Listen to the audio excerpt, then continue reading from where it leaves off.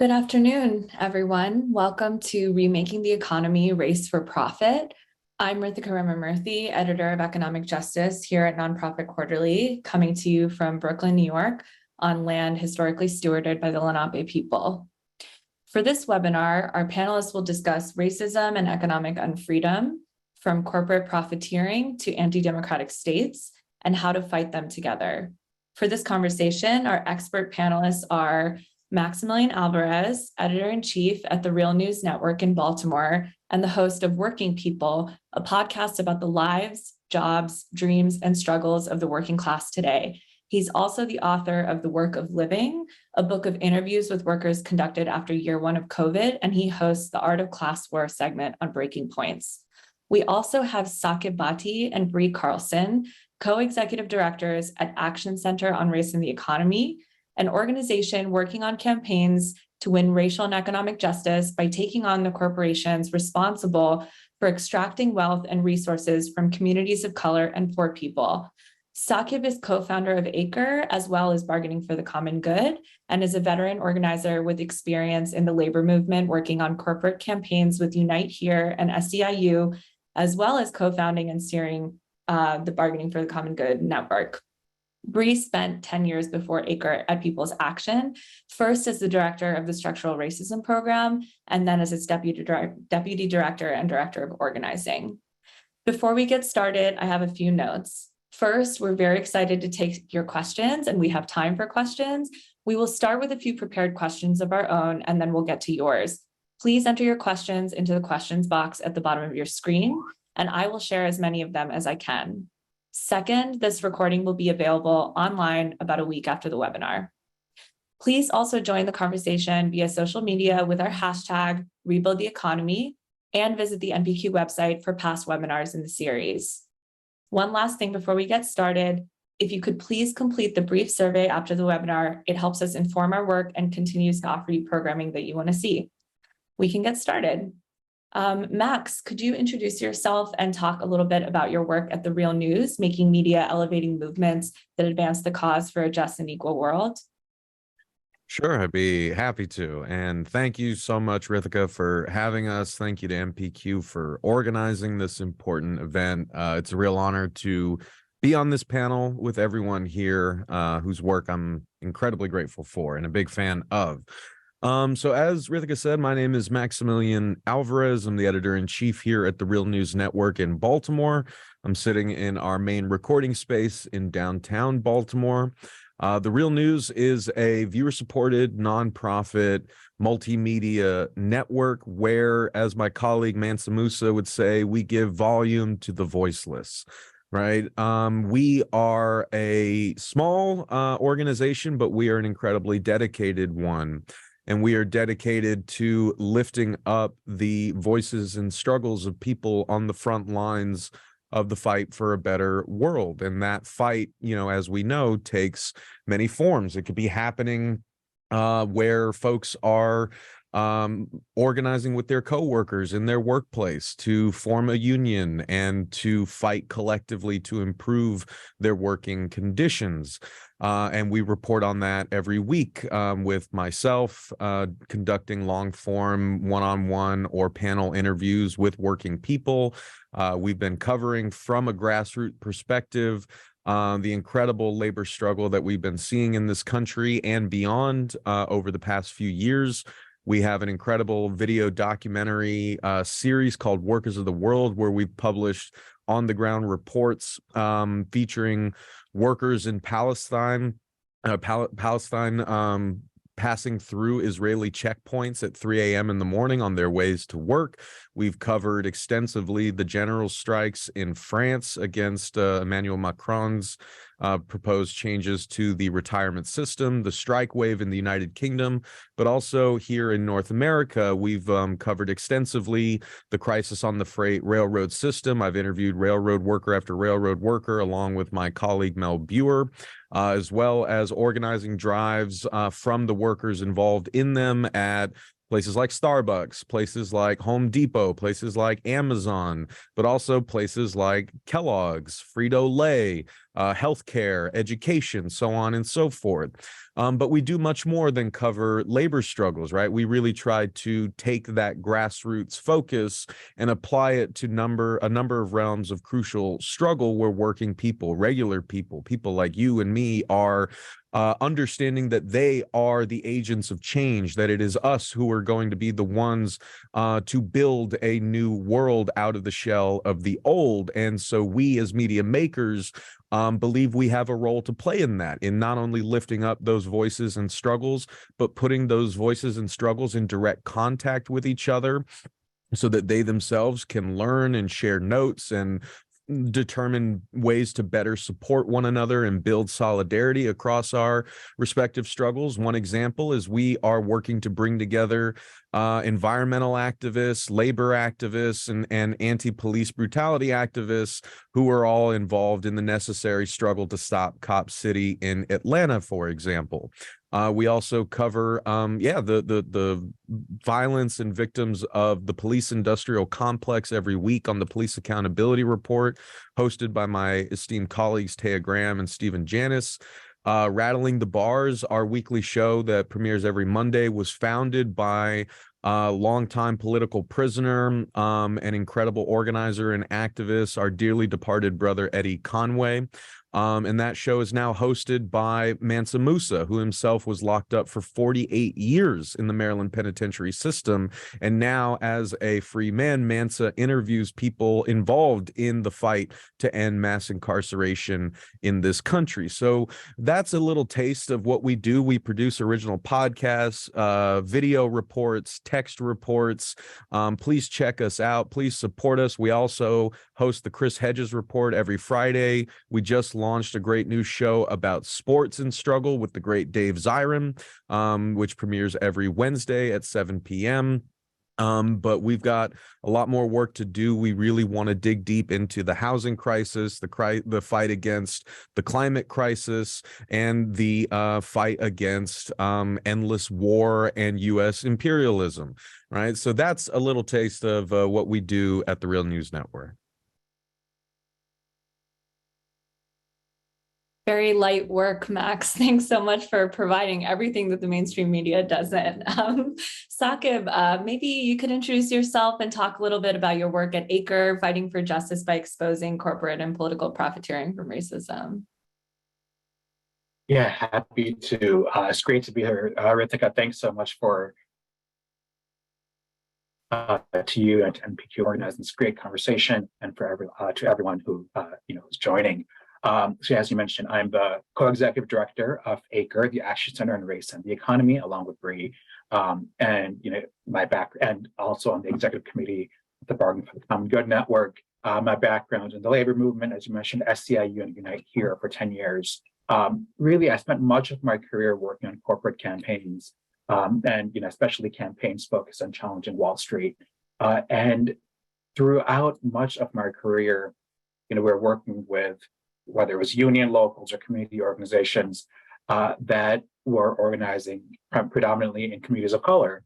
And we had this idea that by doing economic justice work in communities of color, we were doing racial justice work. And a big sort of shift for me came in 2016, actually at a meeting that, as chance would have it, that Bree was facilitating, where we were really sort of talking about, like, okay, well, what does it mean for us to, for so many organizations that lead with economic justice, the way we talk about racial justice is that, bad things happen and people of color are disparately impacted. And we keep saying bad things happen and people of color are disparately impacted, as though there's something, inherent to communities of color that makes us like more likely to be disparately impacted, right? But like not actually naming, well, why is it that happens? And of course, it's because it's intentional, right? It's actually intentional targeting, like corporations. They target harm. Corporations and politicians, they know they'll face less resistance if they target harm to fall predominantly on communities of color, particularly Black, Indigenous, and immigrant folks, right? And so it's important to actually have,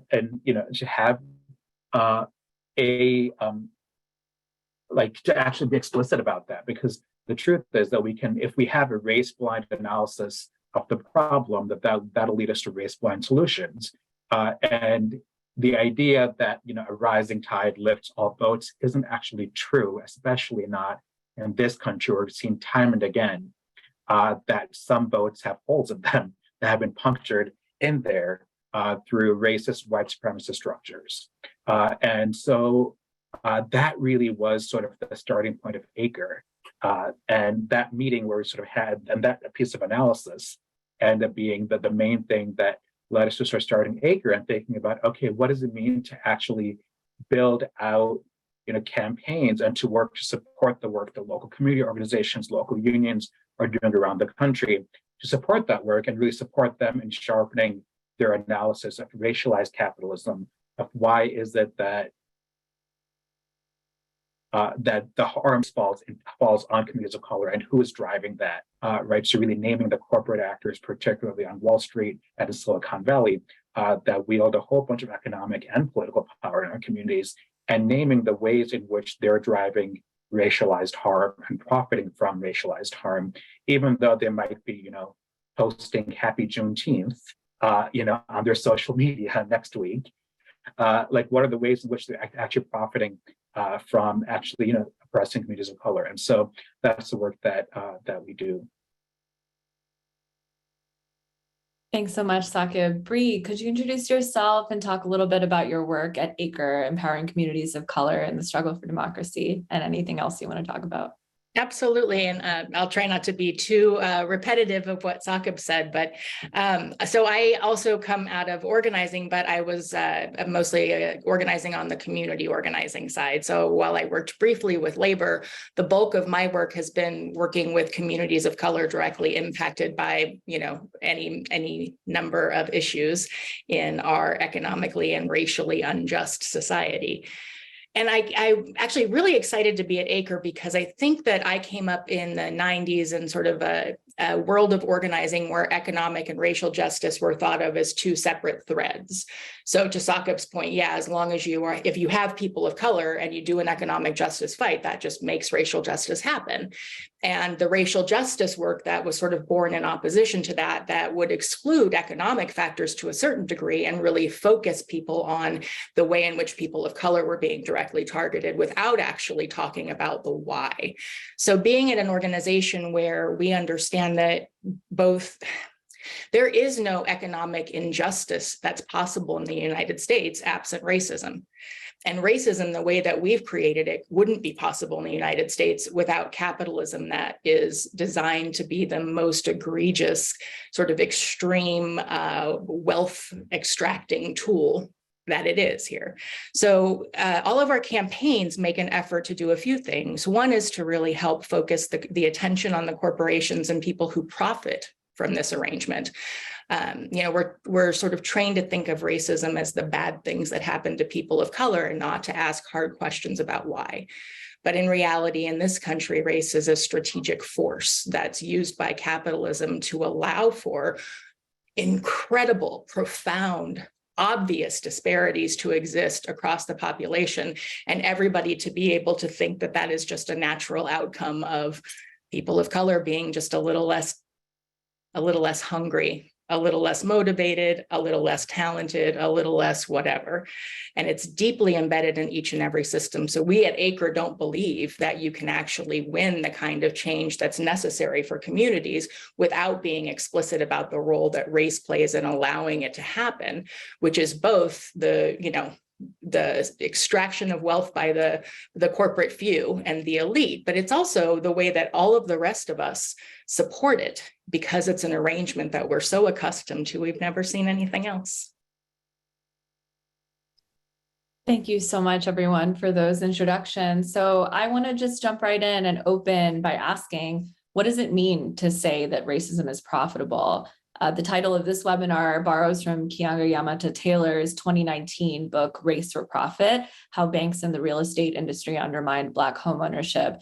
And that book tells the story of how the push to end redlining in the wake of the civil rights movement created a system of predatory inclusion where bankers and investors targeted Black women most likely to go into foreclosure. to maximize their profits. Many of you on this call may have read this book. How does that political economic story continue today? And how do corporations and cities continue to profit from racism today? Saqib, maybe you could get us started. Sure. I mean, corporations profit from racism in really all kinds of ways, right? Whether it's funding private prisons, immigrant detention centers, building and polluting infrastructure through indigenous lands or in Black neighborhoods, or selling police brutality bonds, right? That let investors profit from police killings. Corporations are just incredibly adept at finding ways to make money off of white supremacy and racism. You mentioned, predatory inclusion. So one of the things that I think is really salient these days is the rise of cryptocurrencies, right? A lot of cryptocurrency corporations, they're really trying to market themselves as civil rights heroes, right? Like this is really actually another example of predatory inclusion. Right? We know that traditional banking system has really done a terrible job delivering high quality, affordable, wealth building financial services to communities of color. And so the crypto bros are really trying to market themselves as like an intervention in that system as a way to really fight the racial wealth gap and for Black and brown families to attain financial security. And so they do things like talk about crypto reparations for Black folks, or developing a crypto utopia in Puerto Rico. But in all these ways, the crypto bros are explicitly marketing themselves to communities of color, and it's actually working, right? Like a survey last year found that nearly 40% of Black investors under 40 own crypto, right? Black investors are more likely to see it as safe than white investors. And this is likely because Black investors are being aggressively targeted by the industry. And that's interesting because the biggest cryptocurrency investors, of course, are white billionaires, right? Many of them bought into cryptos when prices are really low, and they got to profit immensely as demand increased, in something that, one could say resembles a Ponzi scheme, right? And even after the big crypto crash, many of them still made millions because they got in so low. But with a lot of the smaller investors, when prices were already high and then they actually got wiped out in the crash, right? They actually lost everything. And so among these smaller investors, Black investors are more likely than the white ones to own cryptocurrencies and much more likely to be invested in cryptos than in mutual funds or stocks or other sort of more diversified asset classes that are not just Ponzi schemes, right? So this means that what we're seeing now is even in this new industry that's really marketing itself as, like the frontier of the way that capitalism is going to, really drive racial justice. We're actually seeing Black investors bearing an outsized share of cryptocurrency losses, right? And this is important because a lot of the ways in which the systems works is that if something is seen as predominantly harming Black and brown communities, it is seen as less important to try to fix them. Right? Even if actually even if it harms everyone. Another example that comes to my mind is actually in the housing crisis, right? That we saw that, we know that an outsized share of foreclosures were born during the foreclosure crisis of the last decade were born by Black and brown folks who were disparately impacted because they were actually targeted for predatory loans. And it is also the case that 70 to 80% of people who went to foreclosure were white families, right? Because the truth is, white people are just a much larger share of the population. So it can be true that Black and Latinx folks are, bear a disproportionate share, and that's still only 20 to 30% of all foreclosures. But by actually painting that as an issue, as a Black and brown, and as an issue of irresponsible, Black and brown homeowners, we had the powers that be, the banking industry was really able to turn the tide against meaningful, loan modification, which with principal reduction, which is what it would have taken to keep the majority of folks in their homes, to actually keep people from losing their homes to foreclosure. By actually turning this issue that affects mostly white folks into racializing that issue as Black and brown, be able to sort of, turn the tide and turn popular opinion against it. And so that's, so that's, I think, one of the big ways in which predatory inclusion should work today, but then also ends up making sure that the harm is able to continue because race is a great way to try to manipulate public opinion around it. Bree or Max, please jump in. You want to hop in, Bree? I can hang out. I'll hop in because I'm going to add on to what Saqib was saying and then hand it over. So I won't take up too much time because I just want to talk about one other dynamic, which is something that's something we talk about a lot because of our policing work. So we've talked a lot about technology companies that are profiting because they're beginning to develop tools for surveillance. And in a country where we're overreacting to crime, where we have a history of doing that, whether or not crime rates have increased, there's this very easy space to build a market.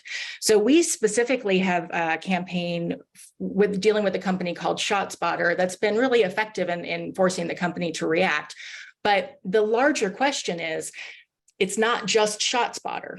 It's not an individual corporation. It's that they're creating a market now where there's an expectation that something about public safety requires surveillance, and it requires surveillance of Black and brown people. So people are easily willing to support technologies like what they use with ShotSpotter, which is essentially a microphone that captures sound, and it says that it can identify when a gunshot's been heard in a neighborhood. I don't think it's difficult for anybody here to imagine which neighborhoods they're talking about. But the really terrifying part is that it fails far more often than it works. And the impacts for communities of color, I think, are easy again to imagine. Over-policing is intensified, people are killed, children are killed as a result of these failures. And all the companies required to do is say, hey, but it works sometimes. We can provide an example of a place where it worked. And because of our fear of crime, they're able to create a whole market and a whole set of police agencies across the country that are taking this technology in, even as they understand that it fails far more often than it works. That's another way in which racism is profitable, because as Saqib said, if you target communities of color, there is a built-in narrative in the marrow of this country about the inadequacy of people of color. So any dynamic that is racialized, instead of people asking the question, who gains from that? Who profits from it? They understand it as just further evidence of the inferiority of the people who are most impacted. So again, it's very easy to sell the country on the reason we had a foreclosure crisis wasn't the greed. It wasn't about investments. It was about homeowners who were irresponsible. So every time we highlighted in our organizing communities of color that were disproportionately impacted, all we did essentially for the narrative was reinforce what people already believe about the failure of people of color. Kick it over to you. Well, I feel interpolated by that in, I guess, the most personal way, because my family was one of those that lost everything in the recession. In many ways, my path to doing the work that I do began then, when our family lost the house that I grew up in, when I was working low-wage jobs with my family to try to stay afloat. So yeah, I'd wholeheartedly agree with that, and would also just say, I don't know if I can swear on this, but screw ShotSpotter. This thing is bunk technology. We've reported on it here in Baltimore. I'd recommend folks go check out Brandon Soderberg's great piece on ShotSpotter here in Baltimore, which the city is giving money to, even though it is proven to be a completely failed technology. And Brandon Soderberg also just published a blockbuster report where he poured over 30 years of statistics from the Baltimore police, definitively showing that there is no correlation to throwing more money at a corrupt police department and increasing safety in the city. It has made zero dent. So go check that out. Okay, taking a step back. So why is racism profitable, right? I mean, I think, in many ways, the United States is the answer to that question, right? I mentioned my dearly departed brother and comrade and colleague, Eddie Conway.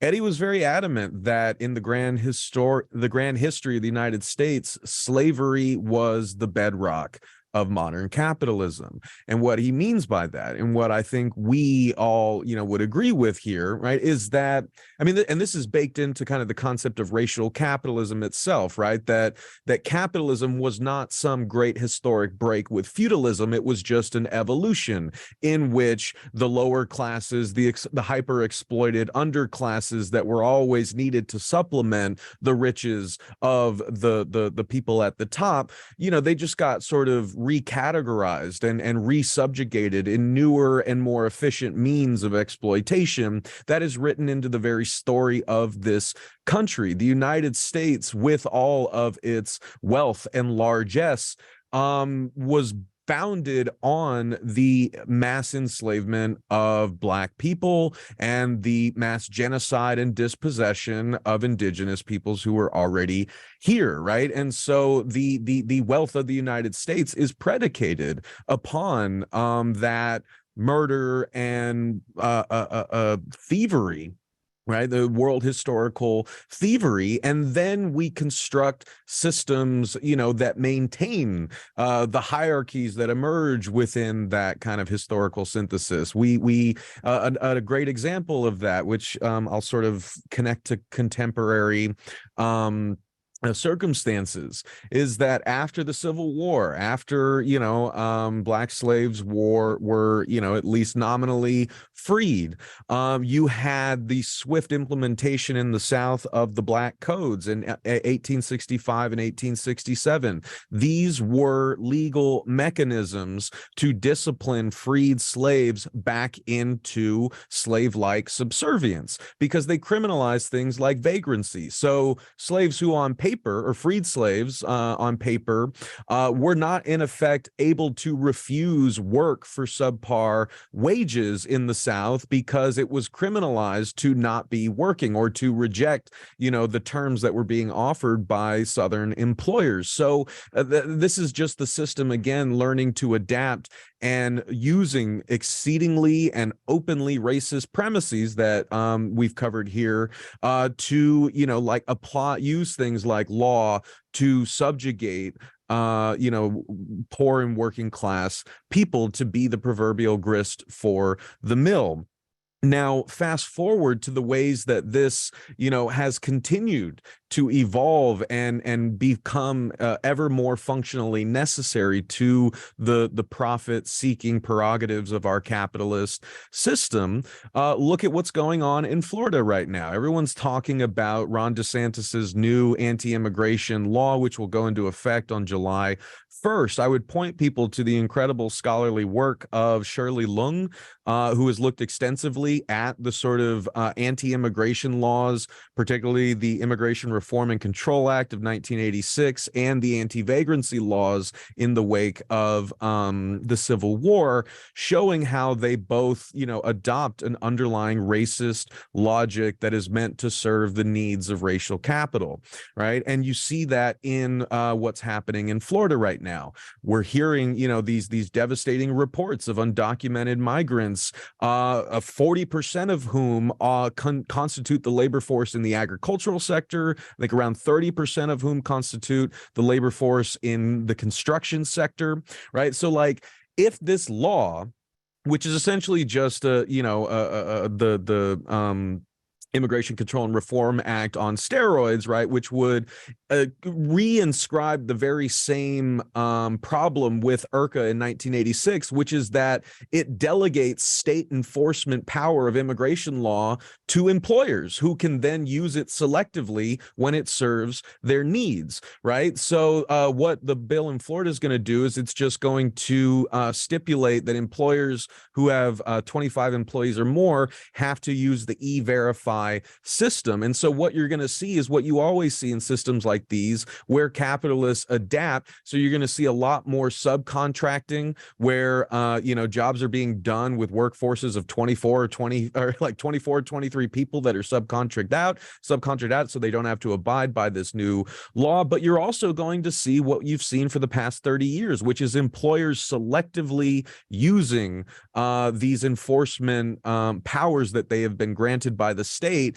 to discipline racialized labor forces into subservience. I would draw people again to, when Donald Trump announced in 2019 that he and ICE were going to be launching this like massive wave of terror that he called the family op, right? And what he was saying is that, we are going back to the days of mass workplace raids. We're going back to the days of home raids, and the expressed desire, you saw it in officials in the Trump administration, from Jeff Sessions down to the head of ICE at the time, to Stephen Miller, they said, this is meant to send a message. This is meant to terrify people. This is meant to be a spectacle of racialized violence that is not meant to achieve the ostensibly stated goal of getting rid of the 10 million plus undocumented migrants in this country.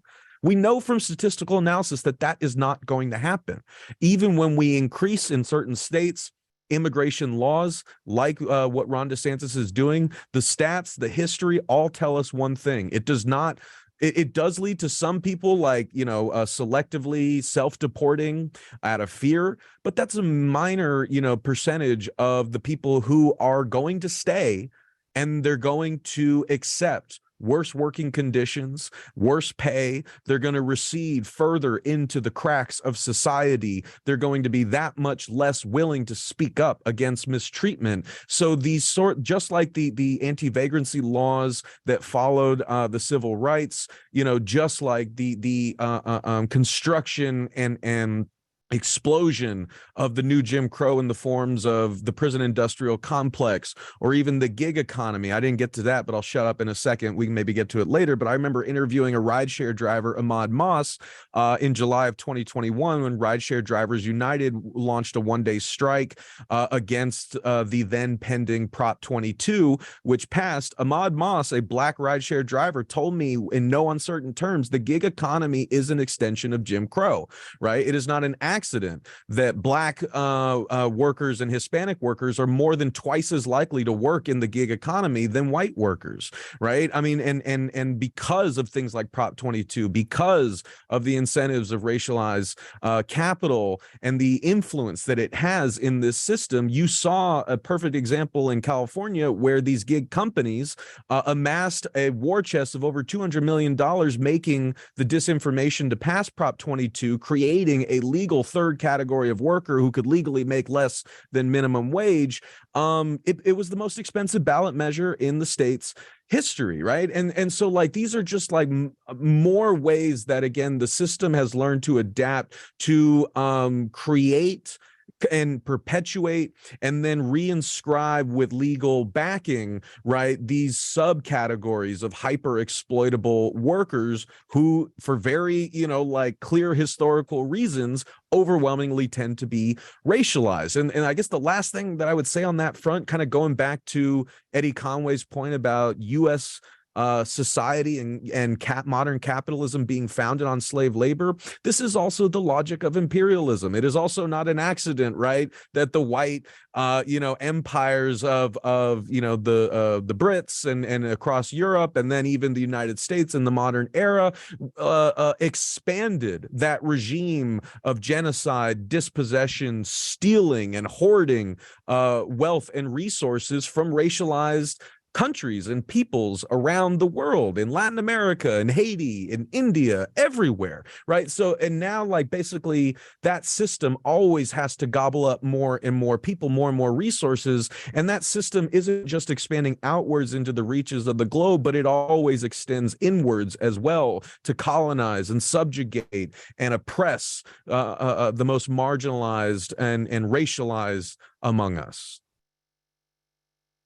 Thank you, Max, for that super substantial answer. You've brought us to our next question, which is about racial capitalism. As you've said, as we've talked about very clearly here, the idea of racial capitalism is that the capitalist economy depends on racist and classist hierarchies in order to create and continue to extract value. So we've talked a little bit about the financial and legal instruments by which this works, and we can continue to talk about that.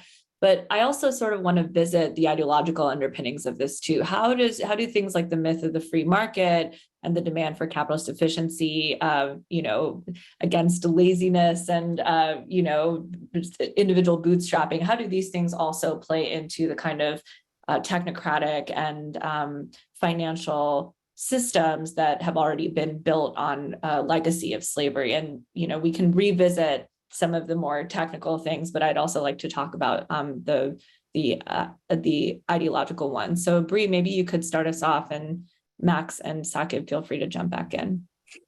Oh my gosh, that was a lot. I think I'm still sort of thinking about Max's last response and the complexity of how deeply embedded in capitalism as we are currently living it is the need for racism. And I just want to underscore, or maybe say in a different way what Max already said, which is that I noticed that somebody had added a question. I normally don't look at them while I'm talking, but I did this time. And somebody had asked a question about the difference between capitalism and oligarchy. And I will just say that I think we spend a fair amount of time nuancing whether or not what we have in the country now is capitalism as it's supposed to be. Well, no, it's never actually been our capitalism, our democracy. None of this has ever been what we say it is in the textbooks. That's reinforcing the narrative underpinnings of it. But every effort, every structure designed to concentrate wealth among a few requires labor. It requires poverty. It requires a set of people from whom extraction will occur. And what we've done with the secret sauce of modern capitalism and the way that it operates in the United States is the story of race. Like it's what makes it work here, but it's an old system. To Max's point. And we should bear that in mind, because one of the ways race has been so incredibly effective at reinforcing this capitalist structure, even as it becomes more broken and more extractive, and there are more crises. Even as that's happening, we're holding tight to it because of how deeply race has affected our ability to understand our own self-interest. So we talk a lot about race as the moral problem that it is. And we talk, if at anything beyond the moral, anything beyond individual meanness, if we go anywhere beyond that, we talk about how painful it is for communities of color, which it is, and how deeply we've suffered at the extraction of wealth, which we have. But I think we often miss, as organizers, the importance of understanding race as an arrangement of power. And there's much more to understand about how much folks in this country are required to support policies and to support corporations and to support markets being created to surveil people, all of these things against their own individual economic self-interest, even when they're white, because that's who the vast majority of poor people in this country are. So it is not just a system designed to be mean to people of color. And if we think of it that way and kind of craft solutions that are designed to deal with if people think that people of color are less than, rather than to ensure that we're fighting for things that change the outcome of institutions in this country, we'll never really get at what's really broken. Racism does exactly what it was designed to do. It reinforces this new modern capitalism, which is devastating actually almost everyone in this country. And we're almost universally supporting it, even as it happens. So I don't think I got to your question, but I'll shut up and let someone else talk about something. Well, I mean, I think, but that was a really important point, Bree, and I just want to kind of build on that for a second. And then I yacked on so much that I'm going to keep this one shorter, but I just want to kind of build on that really, really important point, right? And stress to people that, the message here is that these systems of racist, brutal capitalist accumulation hurt all of us. Right. That is, you could see that as clear as day in the area that I cover week in, week out, the labor movement. Right. I mean, this is a tale as old as this country, right? I mean, read incredible works like David Roediger's Wages of Whiteness, right? I mean, like there's a whole vast body of incredible literature. Carrie Lee Merritt, who looks at poor white workers in the South, and so many more, who show how it was a very intentional move by, you know, the landowning, wealthy, white ruling class to institute and to inject racial difference as a way to break apart the budding solidarity that was emerging between poor whites and freed slaves, right? And so if you give poor whites that just added incentive, right, to see themselves as better than their Black fellow workers, right? That in itself becomes what economists would call a shadow wage. It becomes a form of compensation without actually compensating you more. You just get to, you know, obtain some, you know, ethereal sense of racial superiority that is confirmed for you in the way that the society around you treats people who look different from you. But it is, again, profitable because if you are a boss, you know, who is trying to pay the least amount of wages as you can to the most exploitable compliant workforce that you can, this becomes an incredibly profitable tool that you can weaponize. And it has been weaponized time and time and time again, even and including within the labor movement itself, right? We can't let organized labor off the hook for the many years and decades in which it shot itself in the foot by deliberately excluding non-white workers, by excluding women, and by excluding unskilled trades, right? I mean, that's not to put all the blame on labor, but it's definitely, you know, something that labor needs to continually reckon with if we are going to not make the same mistakes in the future that we made in the past. But just to kind of like hammer that point home, right? You know, these sort of racialized categories, the ways that different kinds of people are coded and drenched in certain, as Bree said, like these certain myths and stereotypes about their worthiness, about their work ethic, so on and so forth. Like these also maintain a very profitable system of divide and conquer, which is the way the bosses have always won and have always been able to oppress us. That is their number one tool: divide and conquer the working class. And they do this using things like racial difference, and they do this using the sort of legal means that enshrine, you know, the mistreatment and differential treatment of different kinds of workers that we were talking about, in order to continue to urge working people of all colors to compete against each other in a perpetual race to the bottom, right? I mean, so I gave already the example of how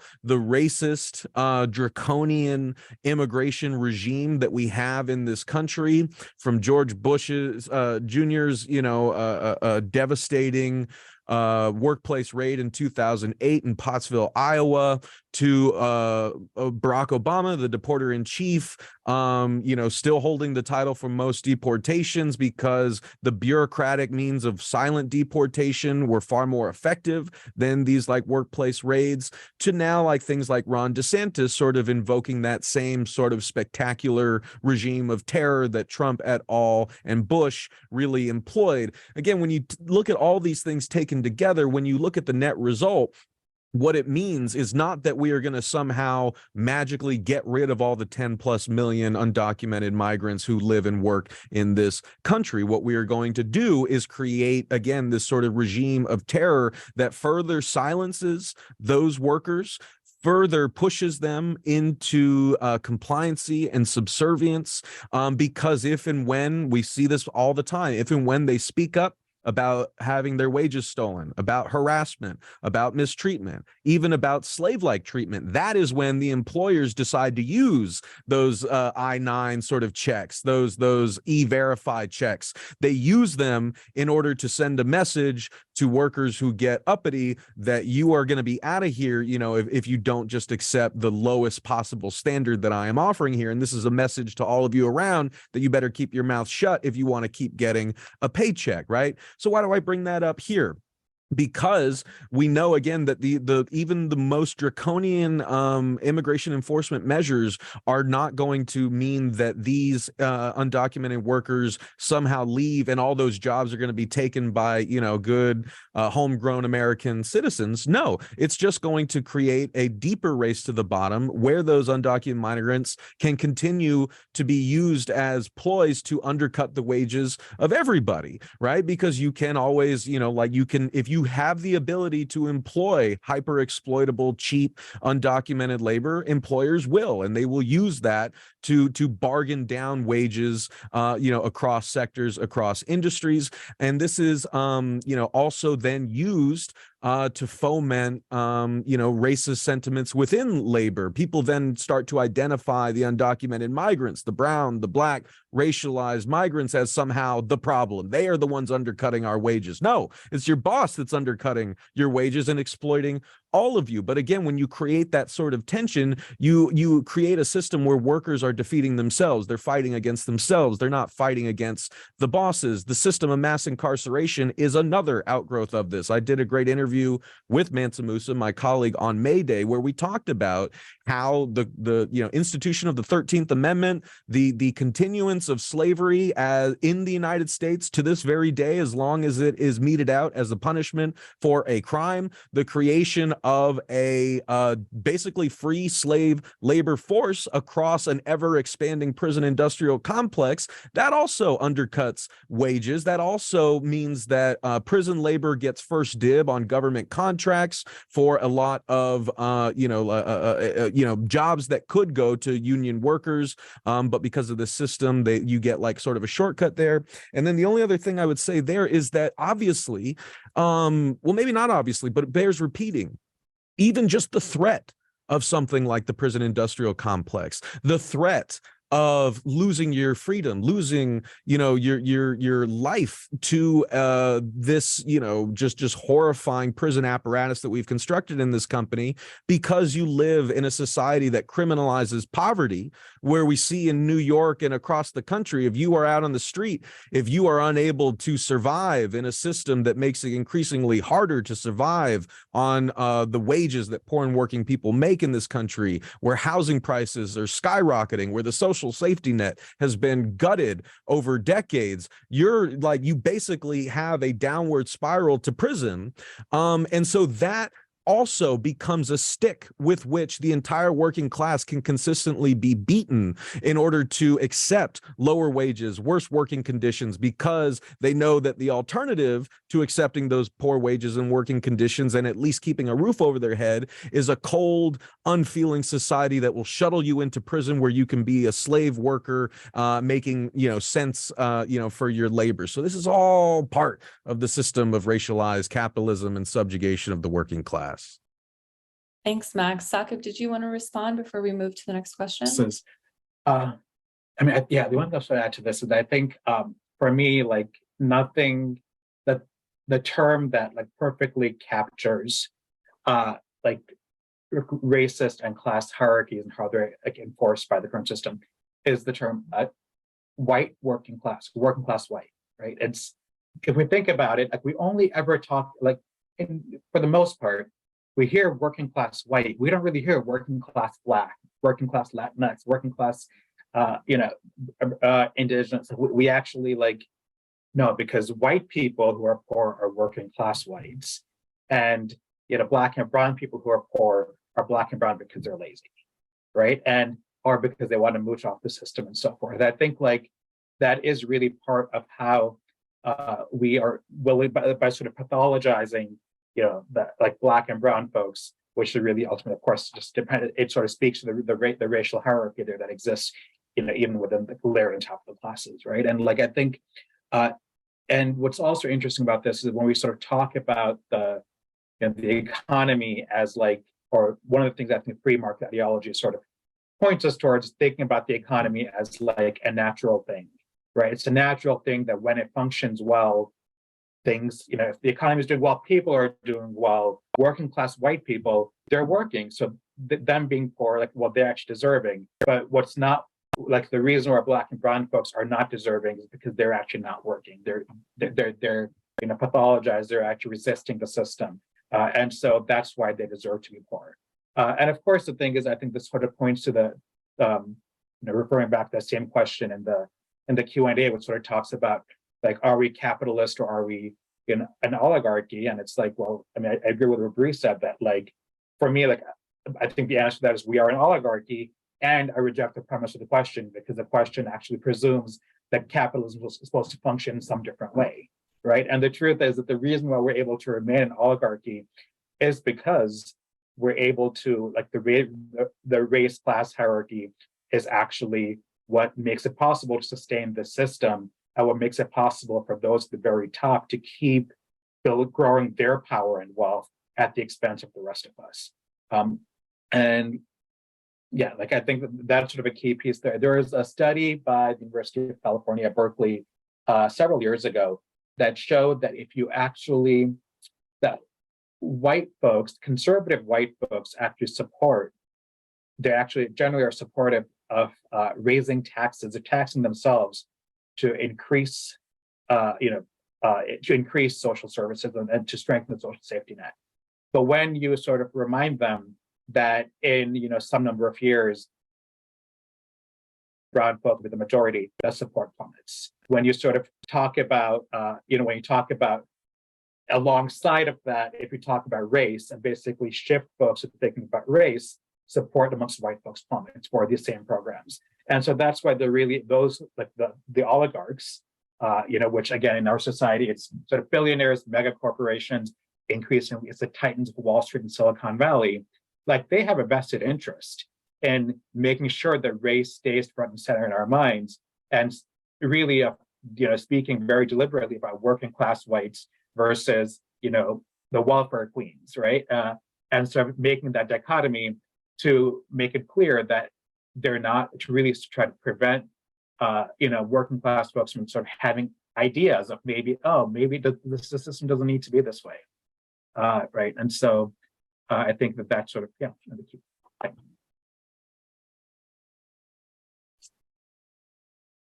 Thank you. So our next question is, we've been talking about politics implicitly here, but I want to turn to democracy in particular. So, what is the relationship between racial and economic justice and a democratic society? Conversely, how do both racial and economic inequality depend on anti-democracy? You can answer these questions more in the abstract, or you can also talk about the specific kinds of legislative policies. More obvious ones might be defund the police, or prisons, or protecting the right to organize. Which ones might support both racial and economic justice and create a more democratic society? Saqib, since you went last time, maybe you can start this question this time. You are muted. Yeah, I mean, I think that, I'm sorry, can you repeat the question? I'm just not going to pretend that Sure, no problem. We're talking about the relationship between economic and racial justice and democracy. So we have an anti-democratic society. We have a society of record wealth inequality and racial injustice. What kind of, ideas, but also legislative policies, specifically like defunding the police, defunding private prisons and protecting the right to organize, for example, might support the kind of social transformation that would create that kind of democracy and justice? I mean, I think that what we really need is a massive redistribution of power and wealth in this country, right? And I think one of the key challenges we have is when we try to focus on, purely on legislative answers, we're not able to get the legislative victories we need, because at the end of the day, politicians are more beholden to corporations than they are to their voters. And so I think really what we need to be doing is challenging the power of the corporation. One of the things that's interesting is, since Citizens United, I think you hear much more of corporations run the government, but our campaign for the most part still target government as if that's where the power is. And theoretically that's where the power is, but we need to look up the food chain, look up the money tree, why is it that even if we elect the right people, quote unquote the right people, nothing changes? And it's because at the end of the day, there are a set of folks who are very, very invested in status quo, And those folks are able to make sure that any changes we get are crumbs, but nothing structurally changes. And so I think the key thing we need is to figure out, the biggest thing would be, how do we actually chip away at their power? And I think the only way to really do that is by organizing, right? We need to organize, and we need to organize with an explicit analysis of who's in power, how do they use race to keep them in power? How do we actually advance policies to build our power in a way that takes away their power, right? And like, to really have this clear power analysis, I think, is the most important thing. And that if we can actually chip away at their power, that's how we can start to then, lay the groundwork for passing the kinds of policies that we need. And I think one of the things that really gives me hope is, I'm in Chicago, and just this, last election cycle we had here in Chicago, where we elected, Braden Johnson as our mayor, along with, a historic number of progressives in city council races. That wasn't done purely with an electoral strategy, right? That was the result of, decades of organizing that happened on the ground to actually build power in neighborhoods. Braden was outspent, I think 2-1 or something like that. But at the end of that, he was the only person with a ground game, because people were actually holding house parties in every neighborhood.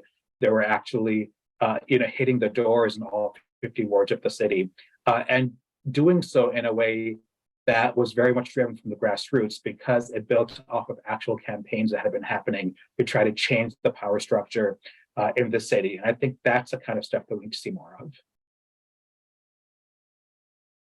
Bree, do you want to respond? Yeah, I'll add, which is exciting. So thank you for talking about the power analysis piece, because I'm going to get to talk about something I rarely get to, because I get so distracted by racist power, and you don't, so I'll talk about something else, which is I support every policy that you laid out, but I would say that we don't have democracy. So I would start with that as a premise. Like, if we wanted to experience what is actually possible in terms of the romanticized narrative we have about democracy, then I think we have to start quite a lot further back. So, the easy stuff, it's not easy, but the easy stuff to say is that as long as people are disenfranchised and lose their right to vote based on their relationship to the criminal justice system, we can't have democracy. Just not possible, because we've disproportionately pulled Black and brown people right out of the electorate. But beyond that, we also have a system that is so corrupted by greed and by capitalism that even if we were to give everyone the ability to vote, there is far too much in the way of voting being what determines outcomes in our democracy. So I think about things like participatory budgeting. If we're talking about, if I get to let go of the power analysis piece and talk about people being ready for democracy, I get super excited. I really geek out when I hear about processes that give people not just the ability to go and cast a vote and a story about what that did or didn't mean, but give people actual experience of what public leadership of public systems might look like if we had democracy. And if we had an economy that was actually developed and designed for the well-being of all people, and folks actually got to put their hands into it and think together about collective needs. I mean, I sound ridiculous to myself, but I think that is so beautiful and so outside of the experience of the vast majority, the overwhelming majority of people who've ever been in what we call the United States. Like, it is just so far away from what we actually have. So talking about democracy, well, yeah, you would need to have democracy for most of the real change that we need, the structural long-term change to our economy, to ending race and racism as the construct of organizing greed, right? To get on the other side of that, the other thing we need to try is to imagine something that's an alternative. So it's very exciting to me when people are making experiments that give everyday folks a sense of what might be possible if we shared leadership and we all took responsibility for our collective well-being. Thanks, Bree. You identified that this was a leading question and that democracy is certainly not what we have now, but hopefully what we can imagine in the future. Max, did you want to respond briefly before we move on to our final question? Yes, emphasis on the briefly. Please start waving your hands if I'm going over 3 minutes, because I already feel really bad for talking so much. And so I'm gonna make this short. Yeah, I mean, I think one of my favorite titles of any book ever is by the great Astor Taylor. It's a book called Democracy Doesn't Exist, but We'll Miss It When It's Gone. I think that's like a great way to sort of understand it, right? Democracy is a powerful and essential idea, right? And I think in many ways the history of this country is the history of the dialectical struggle to expand that promise, that principle, to those who were not included in its actual material and societal founding, right? So everyone who was not a landowning white men, that is the history of struggle to expand that idea, right? But also we are seeing the dialectic move in the other way, right? All the ways that promise of democracy, the practical ability to exercise democracy, has been chipped away at systematically, especially in poor and communities of color, right?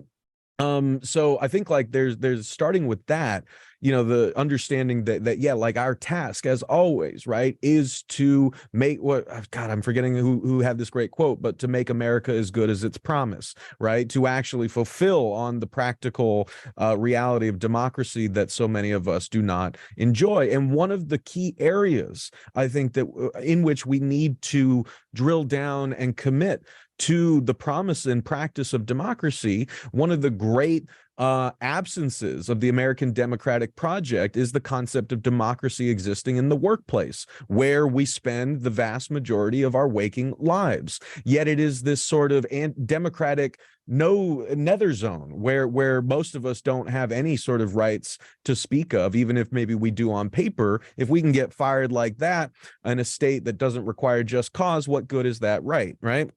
And so just to sort of really make this point about why workplace democracy is so important in the larger scheme of democracy, I'm actually, instead of waffling, I'm going to just read from a piece that I was commissioned to write on that Obama series for Netflix, where he's trying to be the new Studs Terkel. So obviously, as someone who spends his life interviewing workers, I had 1 billion people asking me what my thoughts were about this series. I've now watched it 8 times. I'm writing a piece that's 10,000 words, and I'm it's breaking my brain. But one of the things that I really tried to get across in this piece and in my work, it basically boils down to what I write here. I say, quote, "More goes on at work than the work we do on our shifts. A lot of social engineering happens at the workplace. A lot of work is done on us at the workplace, especially those of us who work low-wage, non-union jobs. The workplace is a social factory where people are made into subjects, a brutal schoolhouse where we learn how to be powerless. We are conditioned there to be and feel like compliant, replaceable numbers in a larger system we do not control. Through repetitive exposure to the same old, we are conditioned to accept being treated and paid like dog shit, conditioned to believe our bodies are nothing but grist for the mill in the world of work to be discarded when we break down. We are conditioned to accept that we don't really have rights in the workplace, least of all the right to make demands on our employers, conditioned to accept undemocratic hierarchies and our relative powerlessness as workers at the bottom of them." End quote.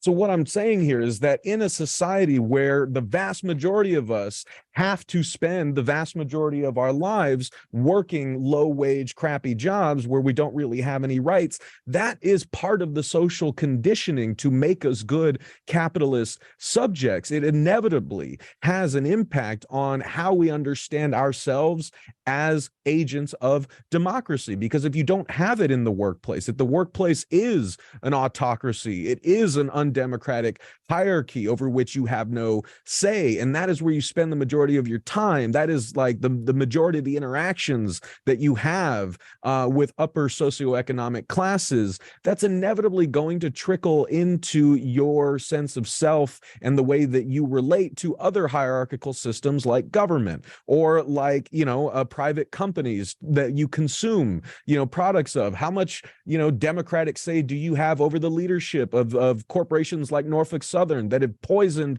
the entire East Palestine area. We don't, right? I mean, and so we don't have that democratic that means to exercise our democratic agency in the workplace. The vast majority of us, at least, only 10% of currently working Americans are in a union.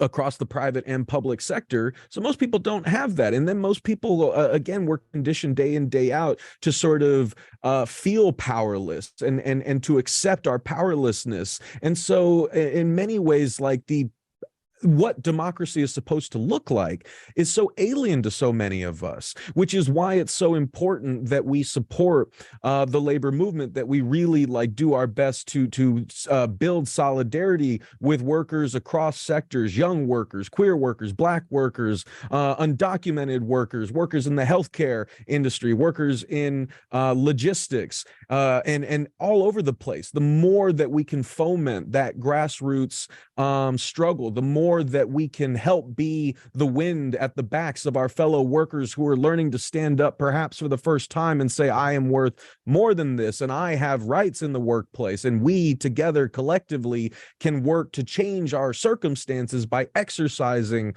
the raw, practice of democracy. That too will filter out into other areas of civic life. And so that's why I pay so much attention to the labor movement. Thanks, Max. So I want to make sure we get to our last question before we turn to audience questions. I'm going to try to fold them in a little bit as well. We have to talk about organizing. We're having this conversation 3 years after the largest uprisings for racial justice in the United States, and people have begun to develop a more systemic and strategic view of the relationships between police violence, between prisons, how they connect to wealth extraction and inequality. How can we organize to transform the economy and build the racially just future that we want? What are some strategies to organize for racial and economic justice together? I'm hoping that Bree and Saqib can answer this question first, since there's a question in the chat about what possibilities for challenging racial capitalism there might be at the local level, given the recent mayoral election victory of Brandon Johnson. Saqib, you should definitely take the first stab at that, particularly given the Chicago connection. Yeah, I mean, I think, generally speaking, it's interesting. As I was hearing your question, what I couldn't help but think was, it's true that we sort of, like 3 years after, the uprisings, that there is a heightened awareness about racism and how and structural racism in this country. But it's also true that in a lot of corners, there's a sense of there was a reckoning and we have reckoned with race. And that is done, right? Check, we've and I think that's a part that as you were saying that question, I was couldn't help but focus on that piece. And I think, I think what it speaks to is that this is actually, I think, part of our capitalist system, that the capitalists are very good at co-opting and making sure that whatever we do is just band-aid solutions without actually, taking on, without actually addressing root causes and without actually, structurally affecting power. And so, Bree and I just on a call before this were talking about Juneteenth, which is why that's fresh on my mind. But it's okay, we make Juneteenth a federal holiday. Juneteenth should be a federal holiday. But now, even companies like ShotSpotter, which their entire business model is, premised on criminalizing Black and brown folks, and they're wishing their customers a happy Juneteenth, right? So I think what we need to be doing is really figuring out how do we actually, look at the structural causes. How do we actually, put forth policies that will fundamentally change the way power works in our cities? And I think it's a hard job, because I think seeing is within the Democratic Party, for example, which, for better or for worse, right now they're the standard bearers of they're driving legislative change from our side at the federal level, certainly in many cities. at the end of the day, their biggest donors are actually the very corporations that profit from keeping the system exactly as it is. And so that's why, when it comes to policies like, okay, how do we actually, what is it? So if we have this greater understanding of the fact that, police don't actually keep us safer, they actually are a tool for maintaining, white supremacy, for terrorizing Black and brown neighborhoods. And, we can't actually talk about the fact that they don't actually give us real safety without being lectured from, the likes of, Nancy Pelosi, Chuck Schumer, about the fact that we're, harming Democrats' chances at the next election, right? I think what's exciting about Chicago, what we did here with this last election, is I think Chicago really gives a blueprint for how do you actually talk about what real public safety looks like and when, right? But it's the other side really try to come after Braden and say, oh, Paul Vallis, his kids are cops. He was endorsed by, his one of his kids is a killer cop, literally murdered someone in San Antonio just a couple of years ago. And he kind of doesn't condemn that, certainly. I don't know if I'll say that he endorsed, but yeah, it's, and he was, he was the FOP candidate, the police union candidate, and so forth, Paul Vallis. And so very much the election was about policing and about public safety. And very much Vallis and his folks tried to come after Braden by saying he's a defund candidate. Braden actually, his big thing was we need to look at the root causes of violence and how do we address those, right? And so he talked about having this policy, treatment, not trauma, which is that instead of just sending, police to respond to mental health emergencies, we need to send, non-police responders, non-uniformed responders. We need to reopen mental health clinics, right? We need to actually invest in year-long youth jobs programs, right? And so he really, we need to actually bring, jobs to communities throughout the city, especially putting money, investing in the south and west sides of the city, which are predominantly Black and brown, that have been long neglected by past mayors. And I think those are the types of things that we need to be doing, which are fundamentally about sort of shifting the way that power and resources flow and that flow actually help us, address these issues in a real way. I think what that means, though, is not being afraid of, taking on or not being afraid of being labeled as oh, you just want to defund the police, or you just want to, and to be clear, better for worse, Brandon does not support defunding the police, right? But he does also support these other policies around keeping up, trying to look at the underlying causes of police violence. I think that's all very important. And so I think that what I'm hoping is a big takeaway from Chicago nationally is it sort of gives progressives a roadmap for how you can actually talk about these issues in a real way instead of pretending that they've already been addressed, and instead of pretending that we've already dealt with that, and actually still win. Thanks, Saqib. Bree, did you have something to add on organizing?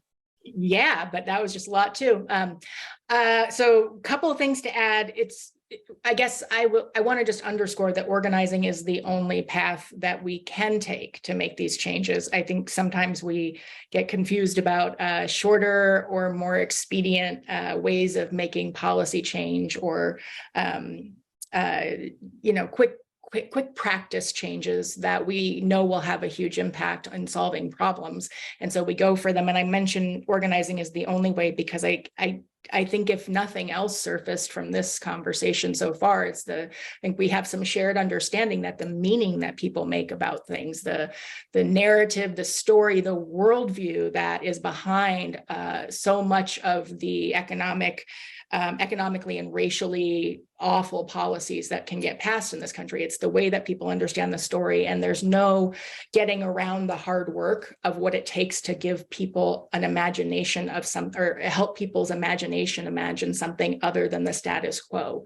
And that's required because there is no like small tweaking of systems that we are currently living under that would actually repair the problem. So as we're making increment steps, as we're taking small victories and having small electoral shifts, we have to keep in mind that the kind of systems change that we need requires the ability to hold the win. So as long as all of our solutions are not bigger than just advocating for the government to do a particular thing or not, or tarnishing the public faith in a particular organization when it's part of a bigger set of organizations doing exactly the same stuff. We have to use, we have to think differently about how we approach organizing. So I would just say that the way to get there is not overnight, is to keep in mind that this is a long arc of transformation, and what are all of the various pieces that help to move you in the direction you need to go. Two, that we need to remember that this, my dear friend and genius friend, David Hatch, talked about the difference between the society that existed as organizing as an art and a craft was being developed versus the modern version of it that we use now versus the world we live in. And one of the big takeaways from that is we have to remember that it was designed to go to government and ask them to solve problems that communities were experiencing. And government does not have the resources to do that anymore. So as we're fighting for change at the government level, one of the things that ACRE really tries to take some leadership around is we need corporate targets that actually frame who has the power to make the change we're asking for, because now we have a government we need to fight for. Because the last part is, if we're ever going to experience democracy, real democracy, it requires all manner of public institutions are deeply invested in across the board. So all of these things have to work in tandem, but we have to get enough people engaged to shift power to our favor so that we can win things and hold them. And that when we do that, people have had some experiences that reinforce that us having public sector investment is a good thing. Because Saqib mentioned the people who don't support, who support increased taxes, but not when you talk about what the spending might look like. There's also a lot of evidence that most people in this country think corporations should be taxed, that they're evil or bad or whatever they think, that they know that everything we say about how nasty and greedy corporations are is true, but they'd rather take the money from them and burn it than give it to government. Thanks. Max, anything to add on racial and economic justice organizing together? No, I'd say that was beautiful. I've talked enough. Let's roll into audience Q&A. Okay, yeah, that definitely picked up a question that was in the audience Q&A on, context-specific organizing. There's another question here on reparations. So a panelist is asking on the positions on cash reparations for descendants of slaves. I'd just like to add to that question to sort of expand to the concept of reparations broadly. What else could reparations look like? So whoever wants to take this question, Max, you are certainly welcome to respond, and I'd like to hear your position. Oh, Bree, go for it. If you got head steam, roll with it. I'll try to do a quick one, which is, yes, of course. I want to first of all, yes, I support cash reparations, and it is nothing but racism to suggest that reparations could come in a particular form because you don't trust the people you stole from to spend it the way you think they should. That's just horrific. But there are also many, many other ways that reparations could happen. And as long as there's some level of democratic control of people who are receiving the reparations, deciding how best to use them, myself included, then that is a fine way to do it. But we should definitely push back on the idea that cash reparations is somehow not appropriate, and that the people who did the stealing are the ones who get to decide whether or not it makes sense. Yeah. Wholeheartedly endorse that. I think that's perfectly put. Yeah, I'm all for it. I mean, we've had so much stolen from us that, and this is I guess a response to another question in the Q&A, which is like, do we feel like the US can ever fully reckon with the racism in its DNA? No, it can't. Because time moves one way, right? And so we are kind of working on, this is, I guess, Marx's one of his many great insights, right? People make their own history, but not under the circumstances of our choosing. We are thrust into a world that has been assembled for us, that has been shaped by generations past, but we still have agency within the time and place we live. And it is up to us to use that agency as best we can to make the world we hand over to our children better. And so we have no choice but to fight, right? Because we see that the pillage, the dispossession, the exploitation is going to continue. In fact, it is getting worse. And in fact, it is threatening the very continuation of our species and so many other non-human species on this planet. We are really facing an existential crisis for our civilization, right? And so I think in that regard, it's worth understanding these questions and I mean this not in just a conceptual way. I do mean this as a sort of practical mantra for us as organizers, is we have to understand ourselves in generational terms. We need to see our role in the long fight that has been going on since time immemorial, right? One of my favorite quotes that's ever been said on my show was by the great indigenous labor organizer, Cooper Caraway, who said, the labor movement didn't start, when a bunch of guys sat down in a hall and called themselves the Amalgamated Bricklayers, right? He said, from the moment one human being had to serve another to survive, the labor movement was born, right? The labor movement is there in the fight against the pharaohs in Egypt. It is there in the fight against slavery in the antebellum South. It is there in the fight to expand women's right to be full employees in the workforce and receive equal pay for equal work. It is always there, and it is here now. And that struggle is never ending. And so we have to understand, it's important to understand this because the present contexts that we live in work against us having that sort of generational mindset, and in fact stunt a lot of our imagination. Take the Supreme Court's recent ruling in Glacier Northwest against the Teamsters. This is going to severely hinder the legal ability of unions to strike in this country. It's going to open the floodgates for employers to sue unions out of existence for economic damages incurred during a strike, when causing economic damages is the whole damn point of a strike, right? And so we can look at that in two ways. One, well, shoot, they just took another, weapon out of our arsenal, so we've got to, just work with what we're given. Or we take the generational stance and we say, you know what, in the 1930s, before the Wagner Act was passed, workers were getting militant and they were forcing the government's hand. They were scaring the living jeepers out of the ruling class. And in fact, many in the ruling class were beseeching the government to find some sort of peaceful resolution, and unless we devolve into all-out class war, which many feared we were at the precipice of, right?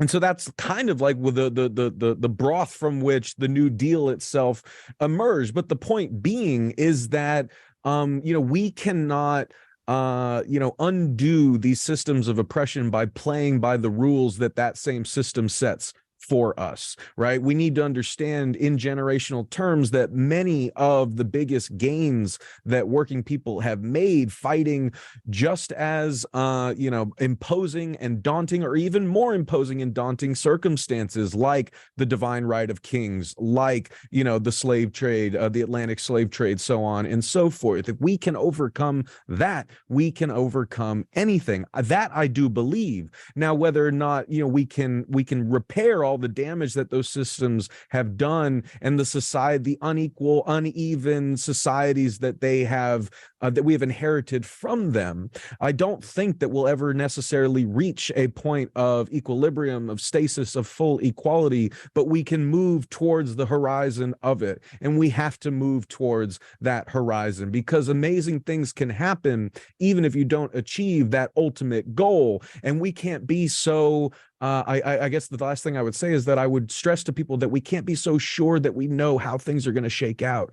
A lot of us did not know or expect that one protest in Minneapolis was going to spawn a worldwide protest movement, the size of which we couldn't even conceive of a month earlier, right? We can't necessarily anticipate the cascading effect that it has when more and more people get involved in the fight. But the more that we do the tilling work, the more that we organize daily, the more that we talk to our coworkers, our families, our friends, our church members, the more that we do the work to remind ourselves and our fellow workers that we are the agents of change, that we have it within ourselves, as Thomas Paine once said, to make the world over again. And if we start building those muscles, if we start seeing that we do have the ability to change our circumstances in our workplaces, in our apartment buildings, on our blocks, we start seeing the tangible results of our agency, our action, our collective work,